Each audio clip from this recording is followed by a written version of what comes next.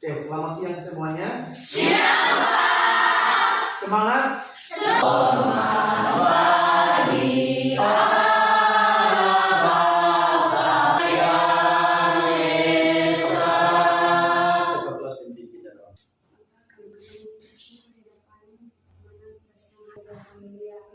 Amin. Silakan duduk.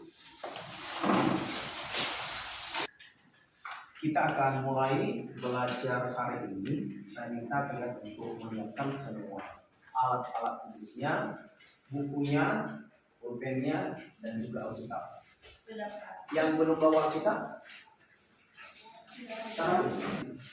Hari ini kita akan belajar satu topik tentang peran Roh Kudus dalam membaharui kehidupan orang beriman.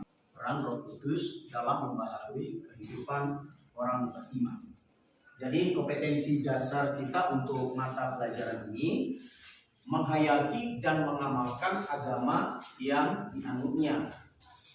Tujuan pembelajaran menghayati peran Roh Kudus dalam kehidupan orang beriman. Kelima, menjelaskan kepribadian Roh Kudus adalah oknum ketiga dari Allah Tritunggal. Allah Bapa, Allah Anak, dan Allah Roh Kudus. Doktrin kekristenan kita mengenal Trinitatis, yaitu Allah Bapa, Allah Anak, dan Allah Roh Kudus. Jadi yang akan kita pelajari ini adalah peran Allah Roh Kudus dalam kehidupan orang beriman. Siapakah orang beriman?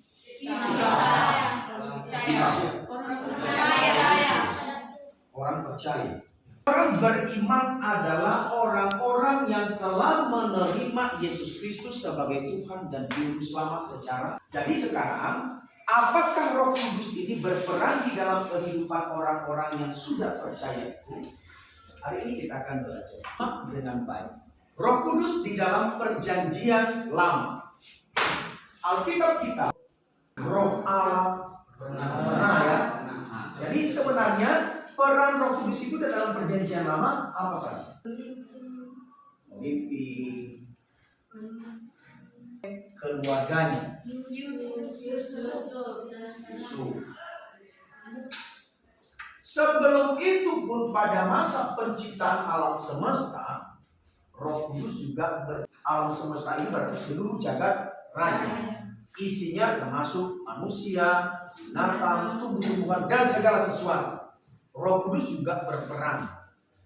Jadi diteruskan Yusuf menjadi orang terkenal. Mengapa? Karena Yusuf hidup di dalam kekudusan.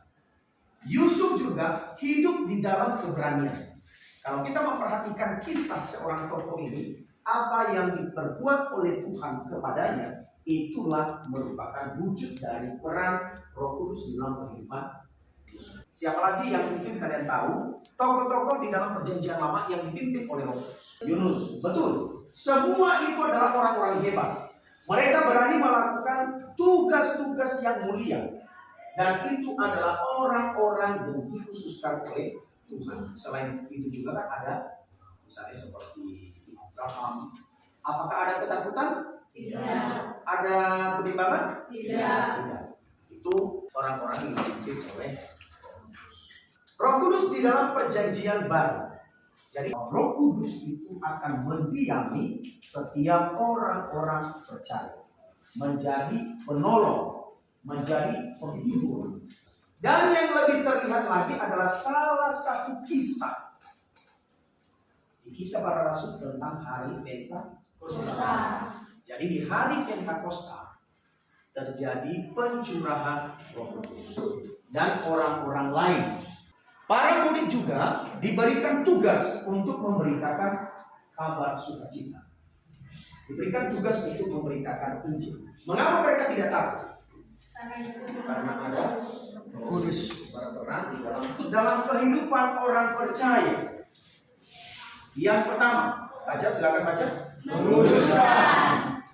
Orang-orang yang sudah menjadi percaya sebelumnya adalah orang-orang berdosa.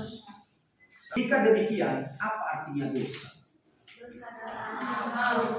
Dosa adalah maut. Dosa adalah pelanggaran terhadap seluruh ketetapan Allah. Jadi apa yang tidak baik adalah dosa. Upah dosa baru maut, kebinasaan. Jadi ketika Yesus datang ke dalam dunia, bertujuan mereka bersama-sama dengan Yesus. Mereka dapat melakukan mukjizat, bisa memberikan makan beribu-ribu orang. Bisa. Peran Roh Kudus yang kedua adalah silakan. Oke. Berarti kalau kita menjadi anak, berarti kita adalah ahli waris.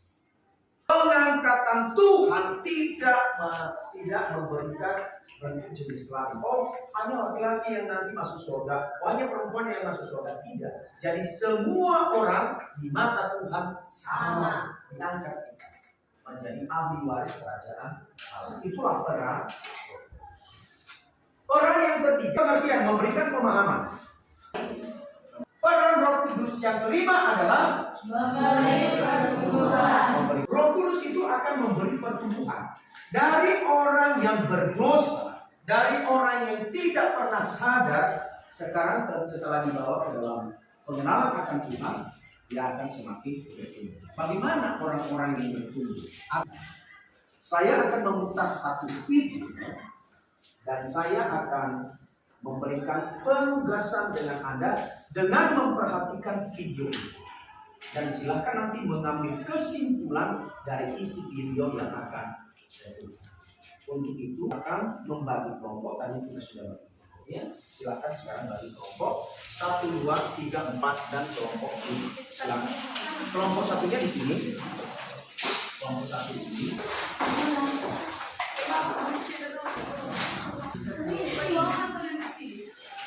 Sudah? Jadi saya akan bagi lembar kerja per kelompok.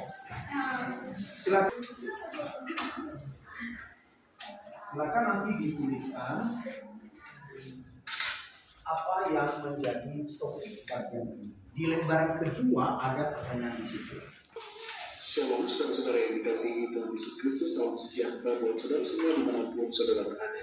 Damai sejahtera dan sukacita oleh Roh Kudus melintas senantiasa dalam hati dan kehidupan saudara semua. Renungan hari ini terambil dari Yohanes pasal 16 ayat 7, 13, 14 dan 15. Tertulis demikian. Sebab jikalau aku tidak pergi, pengikut itu tidak menunjukkan ke dalam seluruh kebenaran. Artinya hidup kita akan. Yang ketiga sudah, Roh Kudus menyampaikan pesan firman Tuhan. Maka kita tidak boleh berpura-pura bahwa dia berbicara dan menyampaikan sesuatu. Penting sekali agar kita berdiam dan menantikan Roh Kudus berbicara dengan tetap tekun membaca firman. Sudah simak video ini dengan baik? Sudah. Sekarang ada lembaran yang sudah dibagikan. Lembaran kerja masing-masing kelompok. Perhatikan di lembaran kedua. Jadi saya akan tutup video ini. Langkah untuk mengerjakan bagian yang pertama. Jadi silakan ya. Jadi perhatikan pertanyaan yang pertama. Simpulkanlah arti peran Roh Kudus bagi kehidupan orang percaya. Menurut saudara. Yang kedua, uraikan peranan penting Roh Kudus dalam membaharui kehidupan orang percaya. Di sana juga tadi ada beberapa ayat Alkitab yang dibacakan. Dari dasar itu, dan mungkin tadi dari dasar-dasar juga yang kita sudah pelajari bisa dituliskan. Yang ketiga, dianalisis faktor yang menyebabkan Roh Kudus itu tidak mendiami orang percaya.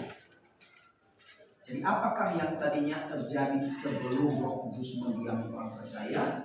Orang percaya itu kan hidup di dalam dosa. Jadi kalau hidup di dalam dosa, apa yang membuat Roh Kudus itu tidak bertingkah?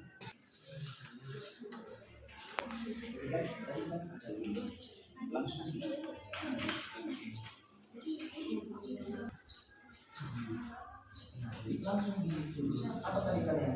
ada di langsung dimusnahkan membuat ayat apa itu yang terjadi secara khusus ini orang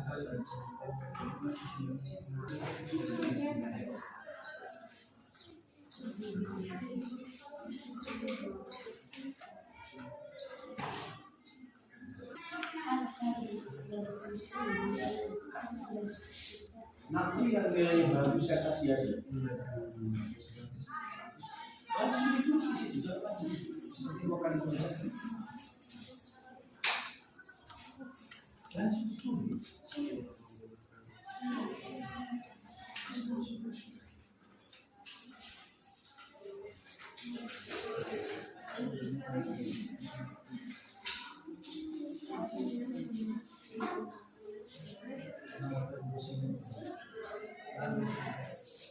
ayat ini aja yang dikasih di nomor sini.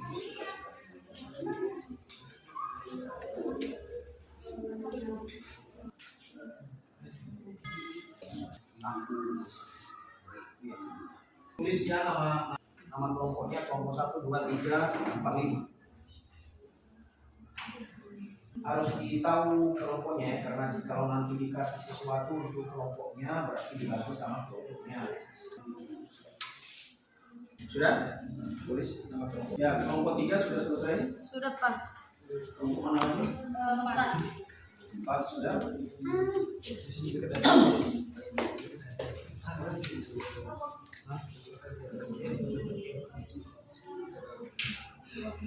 Satu, dua.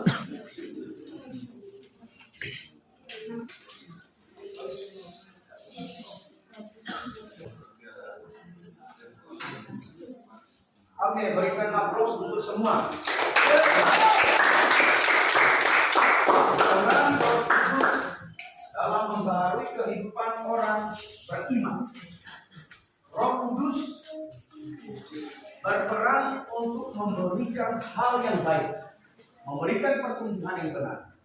Jikalau seseorang sudah didiami oleh Roh Kudus, maka dia akan bertumbuh di dalam pengenalan akan Allah. Maka kepadanya akan ada buah-buah roh. Yang pertama, kasih. Kemudian ada mengasihi. Jadi itu kalau kita sudah didiami oleh Roh Kudus. Mau didiami oleh Roh Kudus? Mau. Anda harus punya kasih. Orang yang memiliki itu akan berbahagia. Orang yang berbahagia adalah orang-orang yang sudah diperkenankan Allah untuk menjadi milik. Harus sudah memiliki roh itu. Untuk itu, saya mengajak kita untuk menyanyikan lagu ini. Sekaligus saya mengajak kita semua untuk berdiri. Segera kita akan mengakhiri pembelajaran kita hari ini. Kalian tahu ya lagu? Suka kita damai sejahtera. Oke ya, bertepuk tangan ya. 1, 2, 3. Suka kita damai sejahtera.